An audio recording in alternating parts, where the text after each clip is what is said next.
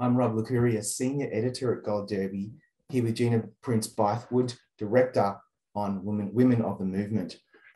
Gina, you're one of a number of directors on this project to bring this show to life. You did the pilot, and I'm really honestly curious about what are the challenges of taking the reins for the first episode, doing all the world building with the show's creator and writer, and then having to hand off the baton to somebody else when you're done? I love the world building part of it. I love establishing it, setting the tone. And Marissa Joe, who created the show, we were very intentional on who were those other directors going to be. And all three of them, Till-Mobley, Julie Dash, and Casey Lemons, we know them. They're all Black women. We felt that we knew they would bring just that extra thing to the story, given it's Mamie Till's story and a woman who lost her son. And so it was, of course, it's always hard to give something up, but we gave it to people that we trusted. Yeah, that makes a lot of sense, obviously. How horrifying to hand it off to someone that you don't trust. That probably would be very bad organizing. So you take on the project like this about Mamie Till. It's a really fascinating story. It's devastating, actually, to witness. So what's your personal reaction to a story like that when you first become involved? Yeah, this story was one I had to do. That's kind of how I guide my decisions. There's so much stuff I want to do, but what do I have to do? And this was it. This is a story, the story of Emmett Till and his murder was a story that we've shared with my sons. I have two boys. When they were little, they knew about the story. It's such a horrifying story of America, and the fact that it's continued to be perpetuated today. So we felt like here we have this ability to tell a story that is still horrifyingly timely in this day and age. We didn't want to make it feel like a museum piece. We wanted people to be able to feel the urgency of the story as well today. I think the hardest thing about telling the story is, given the amount of research that I think we all do in taking on a project like this, is that every time I read the story, every time I did the research, the ending didn't change. You know, as filmmakers, oftentimes we're working in narrative and you get to create the ending, you get to create the story and where a character goes and how they behave. And in this case, Carolyn Bryant, this woman who lied about this 14-year-old boy and what he did, which led to his murder, like her actions never changed. These men's actions never changed. And it was just a striking thing to every day have to reflect on that. But it absolutely drove our work every day that we had to get this right. Yeah, absolutely. When I first started watching it, and I watched the whole thing in a few days. You can't binge this, by the way, people watching this. This is something you need to savor slowly if you haven't seen it yet. So you set up Mississippi in the 1950s, and I would imagine that's probably not easy to get completely right. I mean, it's been done before, but I felt a real sense of place and time really come through the screen so authentically and immersively in this one. I really did. Was that difficult to accomplish? Well, I appreciate that. It was really important to show the difference between Chicago at that time and Mississippi.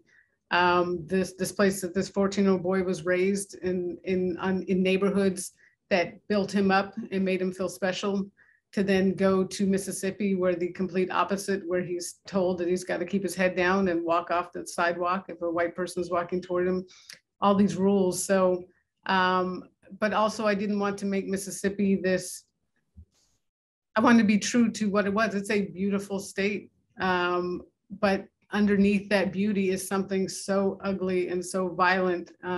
So it really was, playing with color was a big thing that our DP, Tammy Riker, who's amazing, that she and I talked about, of just in Chicago, letting these colors, the natural colors pop, but in Mississippi, being able to kind of pull all that out, because there was such a lack of heart and soul within Mississippi at that time. So how do we do that organically so that it doesn't feel, doesn't feel fake? And we were able to do it really through production design and costume, which is the way, I like to do in terms of when I'm playing with color like that.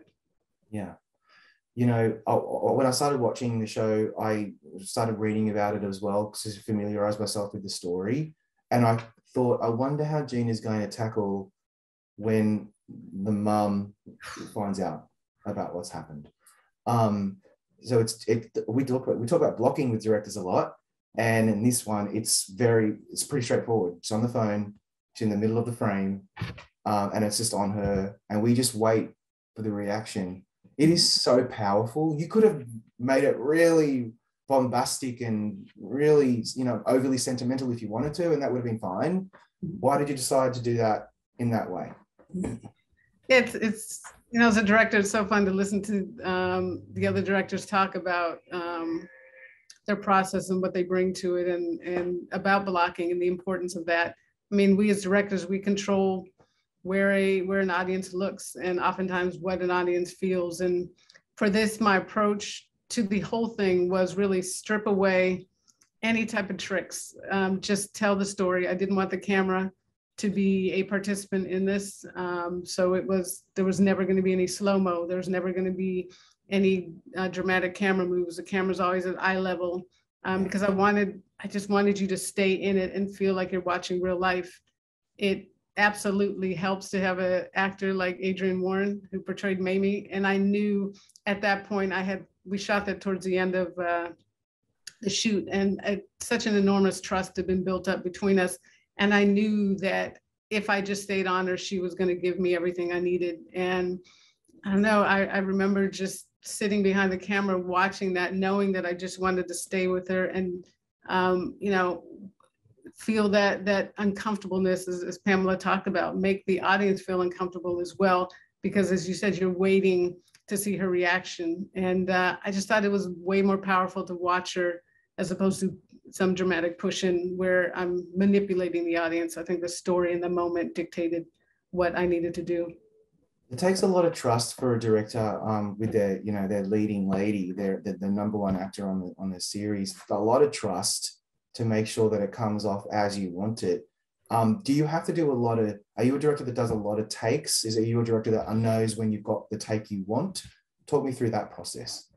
It's funny, I'm sure I have one answer, and I'm sure my actors have another answer, but I know in my gut when I've got to take, absolutely. And as a director, I feel like I'm always chasing the perfect take. And when you get it, it is, I mean, that's why I do what I do. It's an incredible feeling. But I know what I want, and I will keep going till I get it. But oftentimes I love getting it and then asking, you know, the actor, do you want another take? This one's for you. Is there something else you want to show me? And I love, as a director, again, I know what I want, but to be shown, to see something I didn't even think about that may take it to a whole nother level, I love that. And again, that type of thing comes with trust in terms of what I see in the actor, how deeply embedded they are in that character. And Adrienne was so embedded in that character that, again, I knew that she would always give me the truth. And so, you know, for me, again, if you don't get it on set, it's not in the editing room. So I don't apologize if I end up taking a lot of takes, because that's going to show up on screen. Yeah, and again, I think you said it right. You know what you want, and come hell or high water, you need to get it to honor the material. You know what's so weird? Last night I was having dinner, scrolling through my phone, and I come across this article about how that barn in Mississippi is still there. And the article is about how it's emblematic of America, particularly the South, perhaps not reckoning properly with their past. And given what's going on right now across the country, this emerging narrative in social media, political discourse about what we can teach kids at school, what we can talk about, what we can't talk about. How do you feel that this show in particular sits within that whole narrative? And are you hoping that people will give it a chance and watch it so they can understand what had happened? I think it's so frightening how easily people forget what happened not that long ago. And when you forget, then, you know, it keeps happening and we allow it to happen. Our hope was certainly that we could show the story and tell it authentically and in a way that anybody, even if you're not Black, could watch this and empathize and feel what this mother went through, feel what this boy went through. And when you can empathize, then the hope is that you can identify and then change. So that was absolutely the intent. I think one of the saddest things about the story and shooting it is we actually shot it in Mississippi on purpose. We wanted to be there. And as you said, a lot of the real locations are still there. We walk through them with the actors and you feel it. You literally feel what happened. But there's a plaque dedicated to Emmett Till in Mississippi near the spot where he was murdered. They finally, I think it was just last year, finally had to like create a special kind of plastic around it because it kept getting shot up by people. That's still the mentality down there and what we were walking into to shoot this. And we felt that as well. There were some people in Mississippi that were happy that we were telling this story, and there were others that were not happy that we were telling the story. And you felt that. But again, it just emboldened us to, again, tell the truth. It's fascinating. Gina, thanks so much for your insight. We're going to bring you back now for a group chat. All right.